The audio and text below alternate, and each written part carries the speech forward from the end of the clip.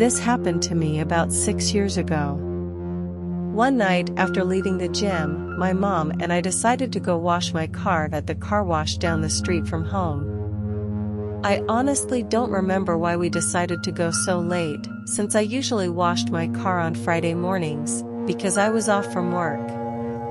I make my turn to head down the hill where the car wash was located, and weirdly enough I remember telling my mom the street seemed darker than usual. This was a big, busy avenue, with floodlights beaming from the high school's football field and even more lighting from a pretty big city park. Anyway, as I'm driving, I take a second to notice how surprisingly empty, and like I said before, dark the road is. After a stoplight, the road goes downhill, and right when we got to the incline, I see a pair of bright white lights in my rearview mirror. I shrieked and moved over because I honestly thought it was an emergency vehicle, since it had snuck up so fast behind me, but then I realized there were no other lights flashing, or I didn't hear any sirens. I see the lights get closer and closer, and so I speed up to move over a lane. The lights seem to be at a constant speed right behind me, and even move when I switched lanes. I muttered, "What the hell?" And at the same exact time my mom says, "What is this car doing?" I was approaching the next stoplight, which I was looking forward to. That intersection was going to be well lit because of a trolley station, and I just wanted to see the car that was behind me, bullying me. I looked up to my rearview mirror, and to my surprise, the lights were gone. There was no car, and nowhere for it to have turned. I frantically asked my mom, "Did you see where they went? What happened?" And my mom simply said, "No, I thought it was still behind us." The drive down one more block to the car wash was uneventful, and finally arrived to our destination. A good 45 minutes later, we started making our way back home. I had forgotten about the weird car already, but it quickly came to mind as I drove up to the trolley station intersection.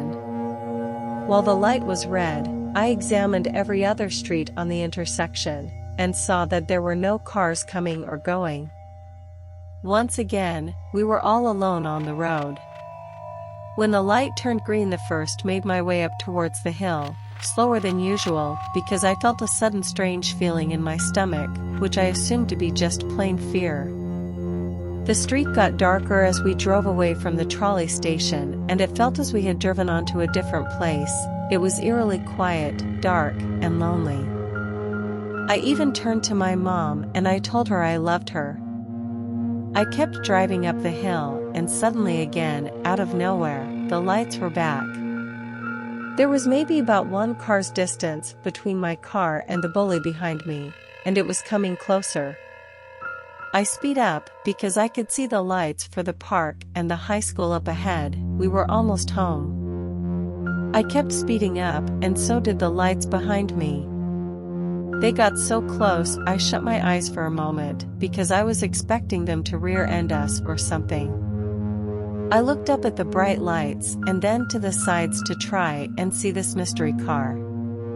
I at least wanted to see what type of car it was and its color. I couldn't see anything past the lights, but then I swerved just enough to see it was a small white car, like a little hatchback. I was almost to the park when I felt like I could breathe again, and within a blink of an eye, the car was gone again. Nowhere in sight behind me, not driving away from us either. Just completely gone. I looked at my mom, who was sunken into her seat, and I asked her if she was okay. She said, "I think, let's not go to the car wash so late anymore." I gave her a chuckle and nodded in agreement. Early the next morning, I had to drive back that same way to get on the freeway for work. As I was approaching the area where we had gotten bullied just hours before, I remembered a critical piece of information. A few weeks before, I remembered driving to work when I saw a big semi-truck parked off to the side on the bike lane. Underneath it was a small white car, crashed into it. I got chills as I remembered this. I took a sip of coffee to snap out of it. As I kept driving, more of what happened the night before was making sense. The car was appearing out of the exact spot where I remember that semi-truck and that car had crashed. I googled the accident when I parked at my job site, but nothing came up. I don't know who or what that was that night, but my gut is telling me that it could only be the phantom of the car that had crashed into that semi.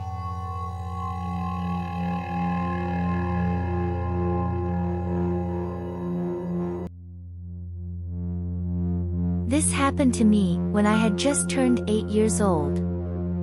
I lived in a cul-de-sac growing up. My house was the one right in the middle, the one that the street would end on. It was a nice and sunny day, and I couldn't wait to go outside and ride my bike along our street in big circles. My brother had just been born a few months before, so I would help my mom with anything I could having to do with my new baby brother. It was sometime in the afternoon that my brother fell asleep, and I saw this as an opportunity to go outside and ride my bike, so I did. I was going in circles over and over up and down the street, and after a while I hopped off my bike and drank water from my ever-so-handy bike water bottle that I had begged for. I then looked at our house to see if I could see my mom and if she was holding my brother. As I looked into our living room, I saw an older woman instead, with bright white hair tied into a big bun on top of her head. She was just staring out the window, as if she was waiting for someone. I looked at her and I decided to give her a really big wave, and I even gave her a few honks from my brand new bike horn. She didn't seem to see me, and kept looking right past me and into the road. I shrugged it off, got back on my bike and rode a few more laps before going back inside. I threw my bike in the driveway, and ran inside to meet my mom right at the door. I quickly asked her who the old lady was, but my mom was only confused by what I had just said. I then caught my breath and explained that I saw an old lady in our house, looking out towards the road. My mom again told me there was no old lady in our home. I then just gave my mom a quick, okay, and ran to go watch my brother sleep some more. A few days passed, and again I went outside while my brother was napping. After what felt like hours, I came back inside my house to check on my mom and brother, when I saw my mom had a few shoe boxes out and she was looking through them. As I snuck up behind her, I saw she was looking at old photographs from her childhood. She showed me a few pictures of her in her elementary school uniform, and she was joking about her hair, when she turned to a picture and her smile turned into a frown. She was visibly upset and started putting everything away. As she was putting piles of pictures into the shoe boxes, one slipped out onto the floor. I bent down to pick it up, and when I flipped it over to see it, I was taken aback from what I saw. I flipped the picture over to my mom and said, "Here she is. This is the old lady from the other day." My mom fell to her knees and immediately began sobbing. I bent over and gave her a hug and asked what was wrong.